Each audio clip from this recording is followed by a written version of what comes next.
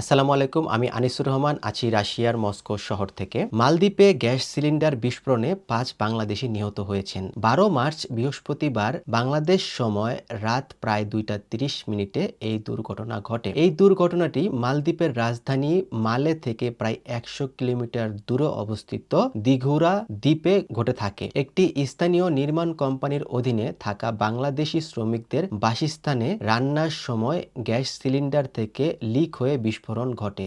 ধারণা করা হচ্ছে সেহরি খাবার প্রস্তুত করার সময় গ্যাস লিক থেকে এই বিস্ফোরণ ঘটে। ঘটনার সঠিক কারণ উদ্ঘাটনে মালদ্বীপ পুলিশ এবং মালদ্বীপের মানবাধিকার কমিশন তদন্ত শুরু করেছে। এই দুর্ঘটনায় ৫ জন বাংলাদেশি নিহত হয়েছেন। তাদের নাম ও পরিচয় নিশ্চিত করেছে Bangladesh high commission. Gas cylinder বিস্ফোরণে যারা নিহত হয়েছেন তাদের নাম তাজ উদ্দিন ইসলাম, মোহাম্মদ সাদার আলী, মোহাম্মদ রবিন মোল্লা, শরীফুল ইসলাম, মোহাম্মদ নূর নবী সরকার। অগ্নিকাণ্ডে গুরুতর আহত হয়েছেন আরো ২ বাংলাদেশি। তাদের রাজধানী মালেতে ইন্দিরা গান্ধী মেমোরিয়াল হাসপাতালে ভর্তি করা হয়েছে। জালাল উদ্দিন তিনি নিবিড় পরিচর্যা কেন্দ্র চিকিৎসাধীন রয়েছেন। সাদ্দাম হোসেন তিনি জরুরি বিভাগে চিকিৎসাধীন রয়েছেন। ওই বাসস্থানে মোট ৩৮ জন বাংলাদেশি শ্রমিক অবস্থান করছিল। ঘটনার সময় বাকিরা আলাদা কক্ষে ঘুমিয়ে থাকায় তারা অক্ষত ছিলেন। দুর্ঘটনার পর স্থানীয়রা এবং হাসপাতাল কর্তৃপক্ষ তাৎক্ষণিকভাবে উদ্ধার কাজে অংশ নেয়। ৭ জনকে দগ্ধ